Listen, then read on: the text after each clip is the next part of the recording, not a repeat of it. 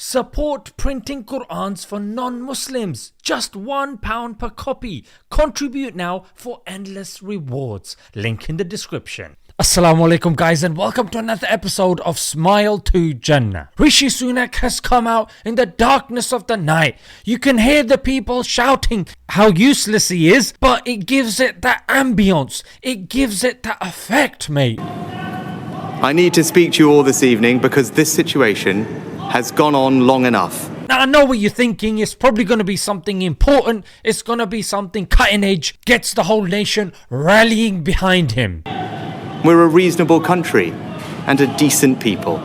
This is how he sees the nation and the people. No, we're alright, you know. We're not that bad, you know what I mean? Now who's with me? Is it his government saying, you know what, we recognise Palestine? Is it the government calling out Israel's genocide? Is it the government finally backing a ceasefire? No, it's because somebody was democratically elected in Rochdale. But last night, the Rochdale by-election returned a candidate who dismisses the horror of what happened on October the 7th, who glorifies Hezbollah and is endorsed by Nick Griffin, the racist former leader of the BNP. He went for the three most divisive groups to show that, oh, he's anti-Semitic, oh, he's pro-Shia, and oh, he's racist. So if you hate either of these three, you should be with us, mate. Now, no, Rishi Sunak is somebody that's probably feeling extremely jealous because of this, because he was, of course, not elected by the British public, and chances are he won't be staying too long. Either he's probably going to leave us because of malnutrition, or because his muscles just wither away because of how useless his body is. Either way, George Galloway did indeed get elected in Rochdale. He got 6,000 more votes than his rival. That's 40% of the total votes came to this bloke. Why? Keir Starmer, this is for Gaza. You have paid and you will pay a high price. And George said this himself, that the other candidates, not one of them was supporting Palestine. They were all backing Israel.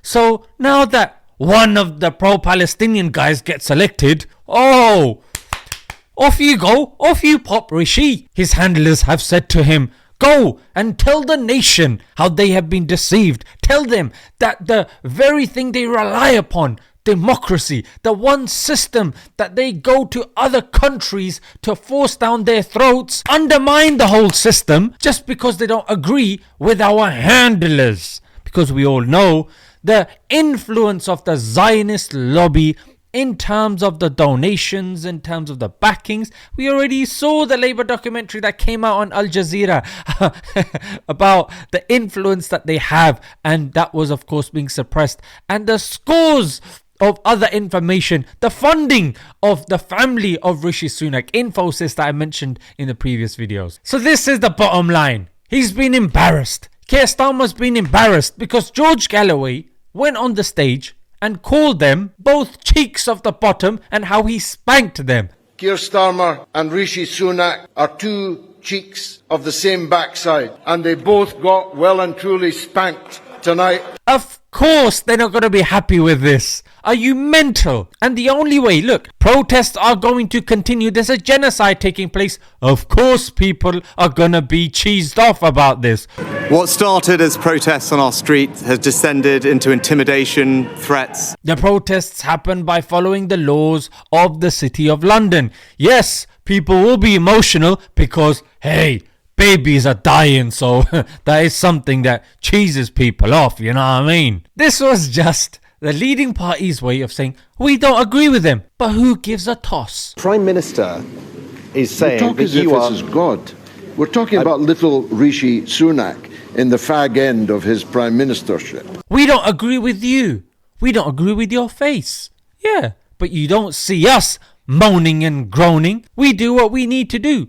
Legal protests, legal boycotts, but you got a problem with those as well because you're trying to make anti-Zionism, anti-Semitism. Have a look over here when he talks about the innocent Jewish people and the innocent Muslim people. On the one hand, he says, Jewish children fearful to wear their school uniform lest it reveal their identity. and listen to the Muslim one. Muslim women abused in the street for the actions of a terrorist group they have no connection with.